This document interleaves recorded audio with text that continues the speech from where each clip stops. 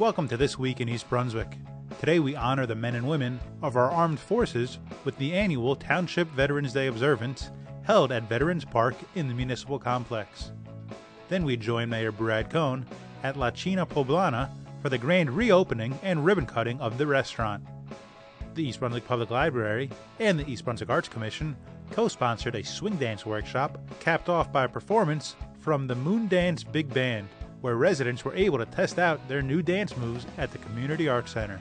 Then we drop in on the Playhouse 22 production of Noises Off and speak with the director about the hilarious play. And finally, we explore some of the overlooked gems here at the Municipal Complex. So stay with us. This Week in East Brunswick starts now.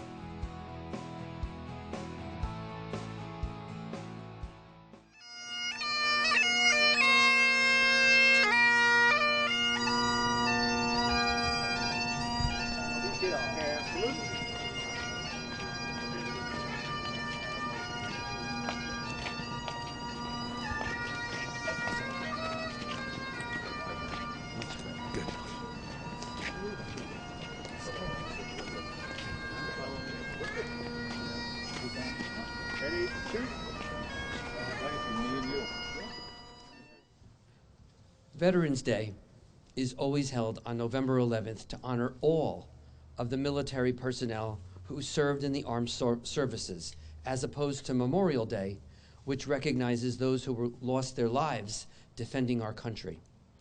It was originally called Armistice Day, and it celebrates the signing of the armistice with Germany that effectively ended World War I exactly 100 years ago today. The official end of the war actually came on June 28th of 1919 with the signing of the Treaty of Versailles. Since the U.S. never signed the Treaty of Versailles, as opposed to the rest of the Allies, for the U.S., November 11th armistice truly represents the end of the war. It would not be until 1926 that Congress declared World War I over and called for November 11th to be the legal holiday.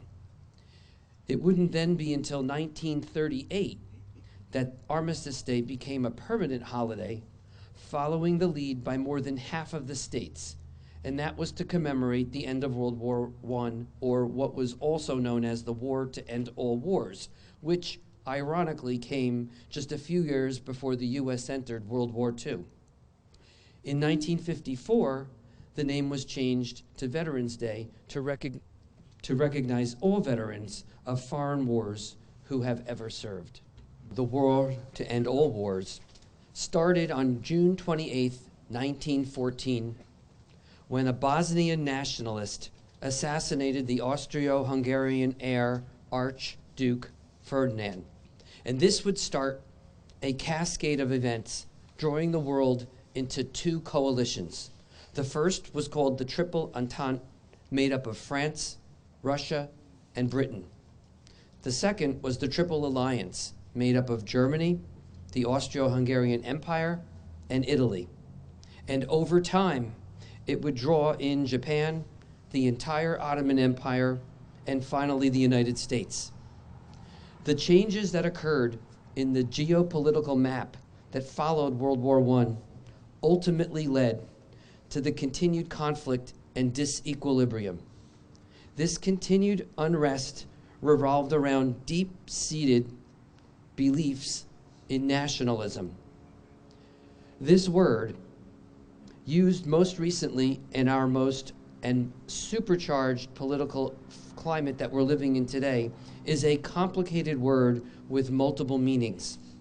If used to mean patriotism, a shared commitment to a specific country, its history, its culture, its language, and its politics, then nationalism can be seen as a positive attribute. But you see, it's been said that the difference between patriotism and nationalism is that the patriot is proud of his country for what it does, and the nationalist is proud of his country no matter what it does. The first attribute creates the feeling of responsibility, but the second is a feeling of blind arrogance that leads to war. And so it's that ethnocentric vision of the state that has been used to justify much of the world's conflicts, even to this day. So if the U.S. is to truly be a moral compass of the world, if we are true to our words, e pluribus unum, from the many one, then we must choose our words carefully and ensure that our actions match our words, because words have meaning.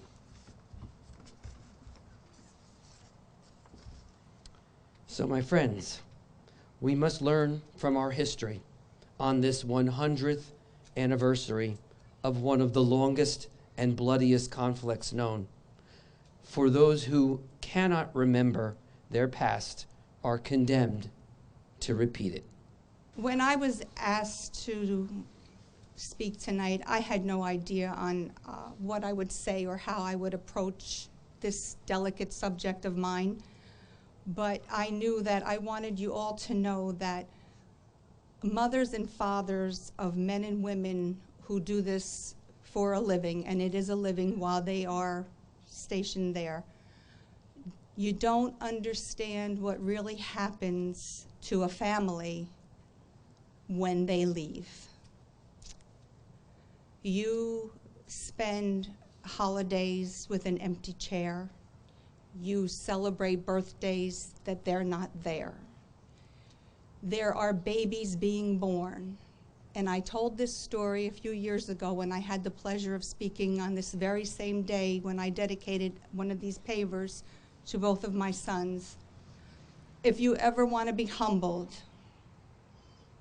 watch your baby in full dress uniform say goodbye to his baby in a crib as he leaves to go back to war, and to tell that baby,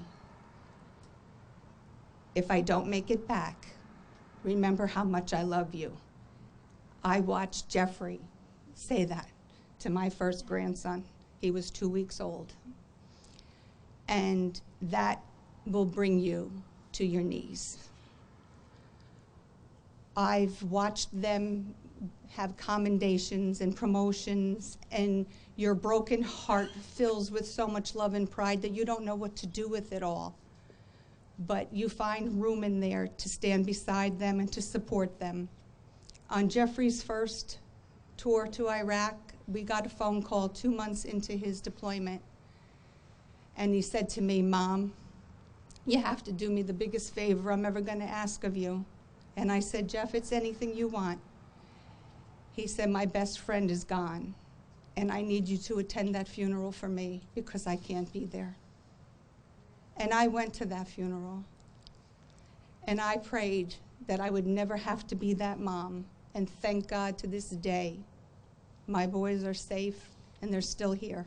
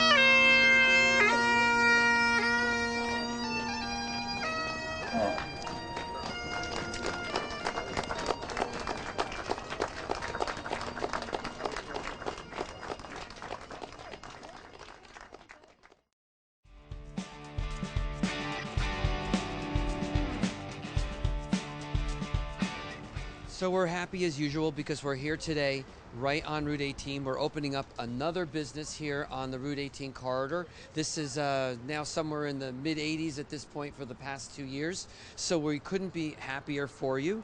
I know that you were here before, so it's basically a grand reopening, so to speak, of a restaurant that was here before. So I'd like, if possible, this is Guillermo, right? Yes. And Guillermo's the owner of La China Poblana. Yes. And what I'd like you to do, if you can, for the folks that are watching, explain what the new restaurant is, what type of food you're selling, and a little bit about where you're located and the hours, so that the residents here they're always happy to have a new establishment to come and visit and eat in. So talk a little bit about the restaurant. All right. Sure. Well, my name is Guillermo Ramirez. This is part of my family, and part of the main ingredient of this restaurant, the heart and soul of this restaurant, is standing right next to me on my left side. Nothing would be possible without her, without them, without family. And I just want to, first of all, express that family is the biggest thing that we have and the biggest thing that will get us through everything. That's families for everything. And Tell family them is who for we are. everything. This is my mother. Her name is Domitila Marin. She is the heart and soul of this. All the recipes, every food, every ingredient, everything you guys try, everything comes from her and from her past generations. Next to her is my aunt. We are from the state of Puebla, from Mexico. And all those original platters, all those original flavors come, and we brought them here to the United States for you guys to try and for everybody to enjoy. This is not just a regular Mexican restaurant. This is one of the best Mexican restaurants because we have an actual mom cooking a meal that I would get when I was a kid. Okay. You know, it's actually family. It's a family-run business, and the meals are done from scratch all the time. We're located in East Brunswick, 556 Route 18 North, right next to the Colonial Diner on my left. Our hours of operation are from 11 to 10, 7 days a week. I always tell my customers, please don't stay in the first thing you try because I know you're gonna love it. And they tell me that I love it. I don't want to go to the next thing. But no, explore the menu, and you'll see through the menu that everything is amazing. I know that food time takes a little bit longer than usual in any other restaurants, but everything is made from scratch. Nothing is pre-made or preheated. Everything is done by the order. So that's one thing I do want to let everybody know. Wonderful. Okay? So on behalf of the township, we wish you many, many years of success. Yeah, and we are going to be here, and we're really proud to be in East Brunswick. I grew up in East Brunswick. My first year, I learned English in East Brunswick. I went to East Brunswick schools. Wow. So I'm actually really proud to come back to East Brunswick. And so you're one of our success stories. We like that. We're one of the success stories. We like that. We're East Brunswick, as you know, is a very diverse community, a lot of different ethnic groups, different religions, different people. But one of the things that I could say with certainty is that we like to eat. Yes. And we like to experiment. We like to bring all different cultures together. So you're kind of the embodiment of everything that we want in East Brunswick, and we just wish you many, many years of success. Thank you so much. And like I said, everything is authentic. Everything comes from the heart. And for many years to come, I hope you guys can enjoy and stop by and try us out. Try the food out. I know we won't disappoint you. We will. So are you ready to do the honor? Yes. All righty. Ready? 1, 2. Congratulations. Pero no le digas cuando así me dijiste a mí, por eso vivo penando.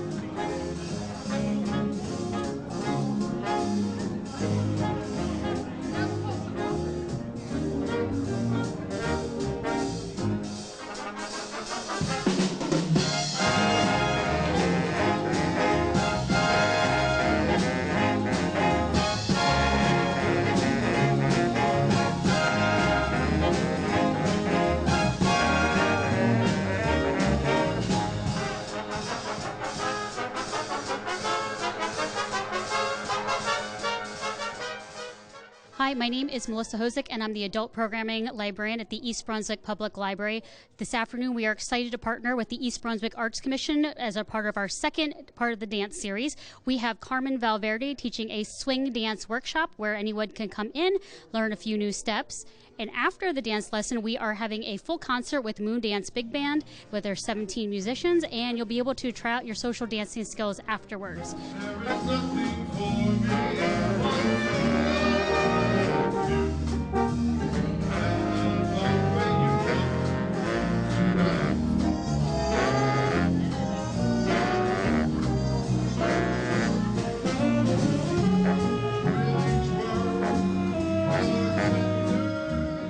This is the second part of a 3-part series. The next part is K-pop on Saturday, November 18th. We are very excited to partner with the Arts Commission. As always, we know that there are fun and social things that people love to do, and it's a great way to meet new people. We are hosting the dance workshop here at the Community Arts Center, so we have a big wide space for everyone to dance. We do hold other programs at the library, but this is the best space. The 3-part dance series is a fun, different way to learn some different multicultural dances, whether it's with a partner, like with the swing dancing, or on your own with Bollywood and K-pop. This is free and open to the public. There is no sign-up required. Just bring your dancing shoes. So definitely stop on by.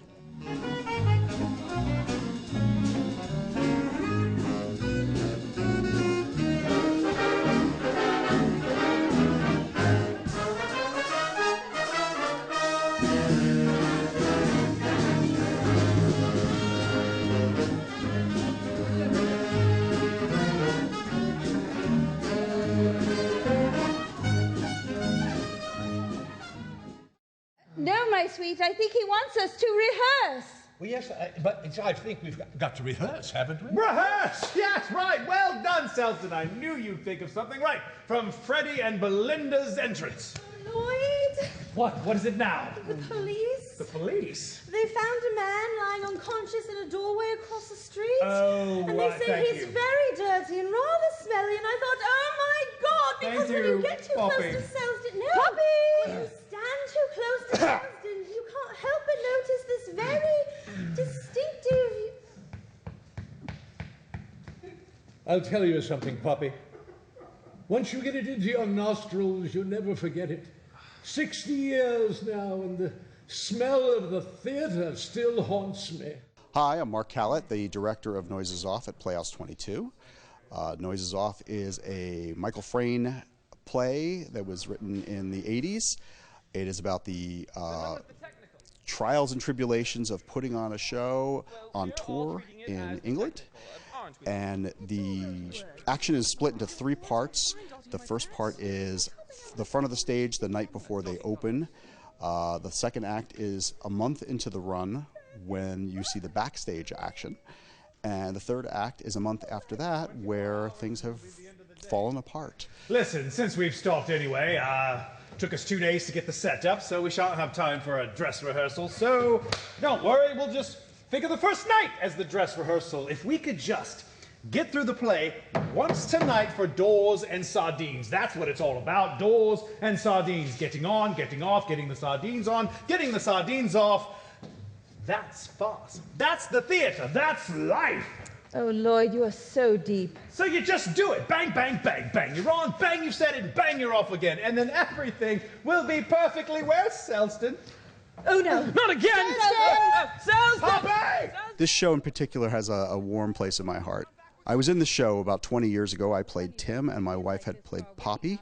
Now she is playing Belinda, and I'm directing. So we both love the show quite a bit, and we've actually been together for 22 years, so it seemed like a good show to do. The actors in this have been great to work with. They have really embodied their characters. It's been a pleasure to see them grow from the first read-through through, well, here we are at just about opening night. And our set is really coming along. Come for the actors, stay for the deer. I've been doing shows at Playhouse 22 since 1987, so I have a really big connection to this theater. I was a shy kid in high school, and then I started doing theater, and I think most people would say, not really a shy kid. Music Q1. Now what? We're just going up. Just go. We've been sitting out there for an hour. They've gone quiet. They think someone's died. Sorry, Lloyd. I was just saying a few words to everyone. Freddie, have you considered having a brain transplant? Wrong moment. I see that. Sorry. Anyone else have thoughts they feel they must communicate? Well, not now, of course. What? You know, I mean, later. And the show starts running Fridays, Saturdays, and Sundays, November 2nd, and runs until Sunday the 18th. You can get your tickets at playhouse22.org. That's playhouse22.org. Or you can call the box office at 732-254-3939. So come on down to Playhouse 22 and see Noises Off. We'll fix that. If we could just have the last line of the act. Me? Last line? Right. But I'll tell you one thing, Vicky. What's that, Dad? When all around is strife and uncertainty, there's nothing like a...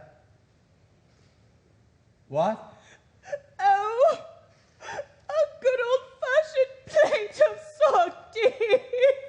What did she say? A good old-fashioned plate. A good old-fashioned plate of... What? Sardines! And curtain. The next time you come to the Municipal Center, remember, there's more to do than just pay a bill or drop off a library book. Take a stroll around the municipal pond. Many people come to get in their steps on the walking path or just watch the fountain and geese swimming around. You might even stop at the Little Free Library and borrow a book as you take in the scenery. Do you have an old tattered flag that you want to retire? Bring it with you to the flag drop-off near the municipal building.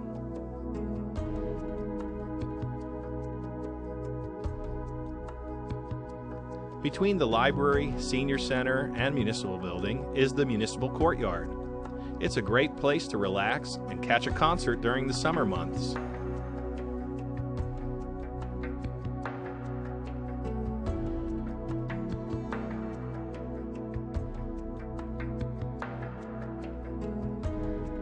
The grounds also have a reading garden, memorial garden, East Brunswick's 9/11 Memorial, and Veterans Park, where each year Memorial Day and Veterans Day ceremonies are held. So remember, the next time you visit the Municipal Center, there's much more to see and do.